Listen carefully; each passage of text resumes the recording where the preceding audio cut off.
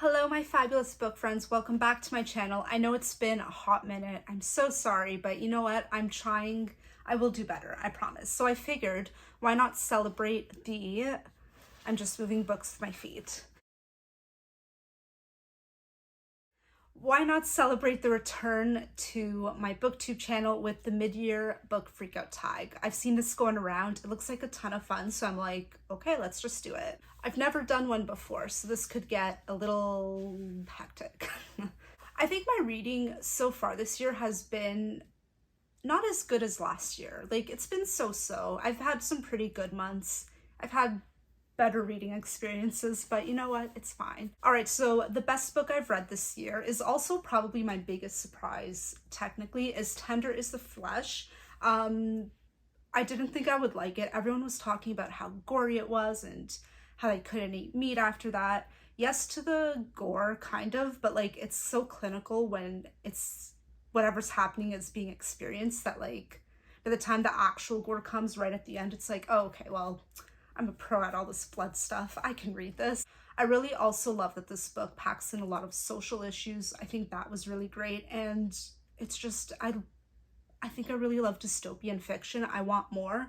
I'm looking for the next book kind of like this. So if you have any recommendations of what to read after this one, please let me know in the comments below because I'm like slowly dying. Like I need more books like this. The next question is the best sequel. I don't read a lot of series. I read mostly standalone. So I kind of have only one option, and that is Romancing Mr. Bridgerton by Julia Quinn. These are the Once Upon a Book Club editions, so they are on sale as the first set of 4 books, and then the next 4, or the last 4 in the series, you have to buy the box currently.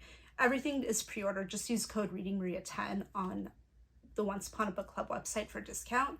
But anyways, so I mean, it was not the best sequel I don't think I've ever read, but you know, I think it does pretty good. I really liked the story. Probably not my favorite book in the series, but it's pretty close, I think. So the next question is a new release I want to read, but I haven't yet, and that is The Resting Place by Camilla Sten. I really loved The Lost Village. I thought it was so great. The publisher had sent me an ARC, so I didn't even request an ARC for this book. I'm like, I'm just gonna buy it. So I bought it. I haven't read it yet. I think I'm gonna read it in like September, October-ish, just for spooky season, because the last one was really scary-ish, kind of. I was spooked, so I'm hoping for great things with this one. So the next question is my most anticipated release for the second half of the year.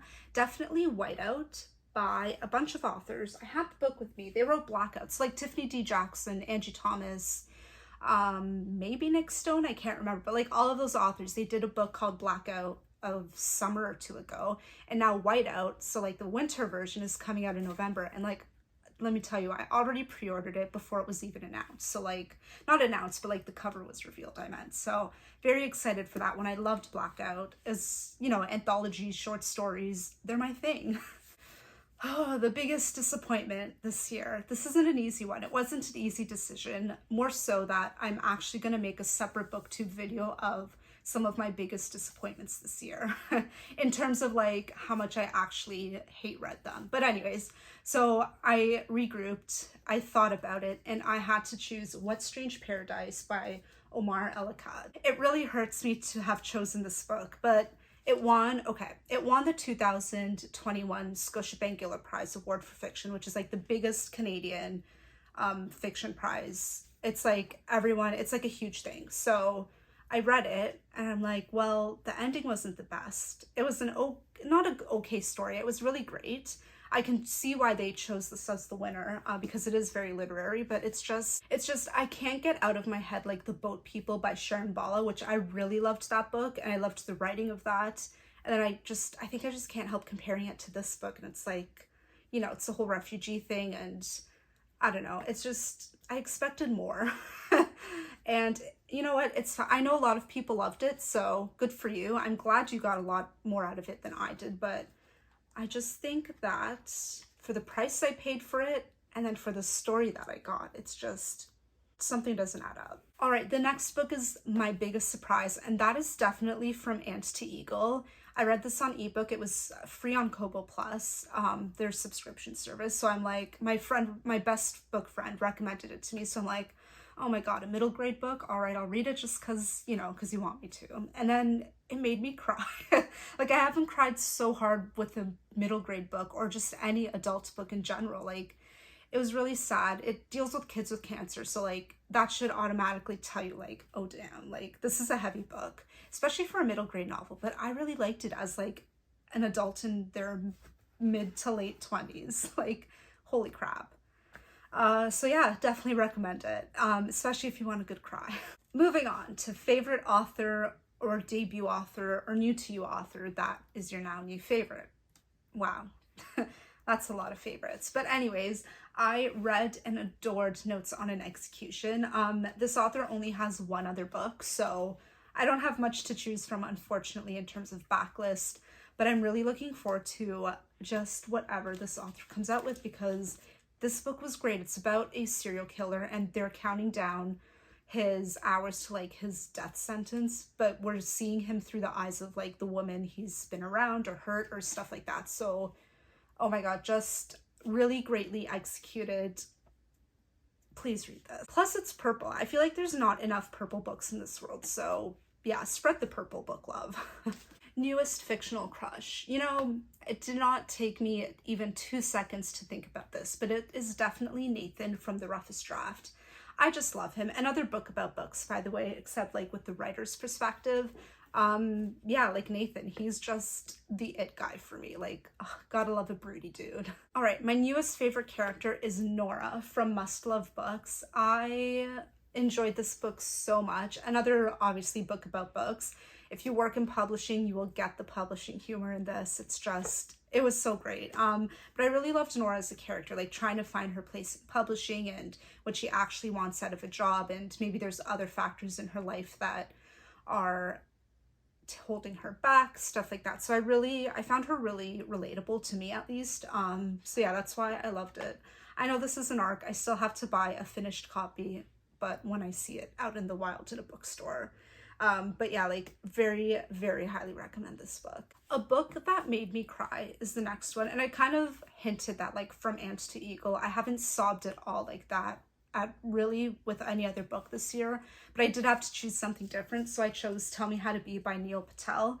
This book is about a man growing up as not really out to his family, but out to like other people, even though it's not really like discussed in his family. But anyway, it's just a sibling relationship, mother-son relationship kind of book, and just the situations of these characters and like how much crap that they've had to put up with because of, like other people and things like that. I don't think I cried, but I was definitely very sad for these characters. So yeah, that's it. The next book is a book that made me happy, and that has to be Let's Not Do That Again by Grant Ginder.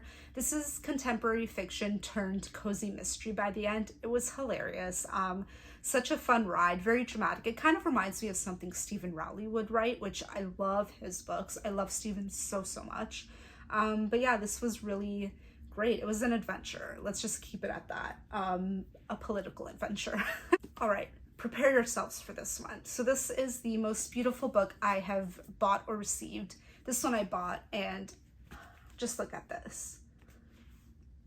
And it's YA fantasy, which I don't really read, but I read this and loved it. So that should tell you something. But I mean, like, you cannot tell me that this book is ugly. I loved this book. I think the sequel is coming out this year.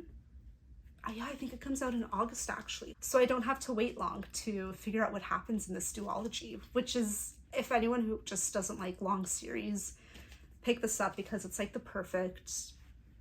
it's just perfect. Like the perfect size, I think, of books. They're very quick reads. Yes, but I mean, that cover. And the next one is just as beautiful. And here it is.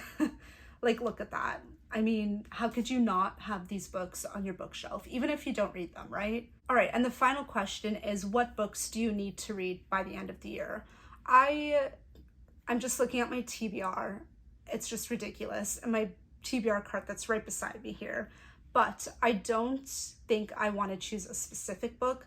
I do just want to commit myself to kind of reading more CanLit books and more BIPOC authored books. So I'm doing pretty good with my goals, actually. Like, in terms of BIPOC authored reads. I think I need to bump up my CanLit one. But other than that, like, I think those are my two biggest goals, that I've always kind of tried to be reading more consciously in those areas, and I'm doing pretty good this year. So yeah, but that's not an excuse. I just gotta keep it up and forget about the shiny releases that I'm tempted to buy. All right, and there you have it, my return to booktube / the mid-year book freakout tag. I totally butchered that. But anyways, let me know if you've posted your video. I'd love to watch it and, you know, see what else you're reading, add to my own TBR, because duh, why not? And yeah, this was such a fun task. So let me know in the comments below, again, if you've read any of these or anything like that. Don't forget to leave a huge thumbs up and subscribe. And we'll see you for my next video, which is going to be a great one.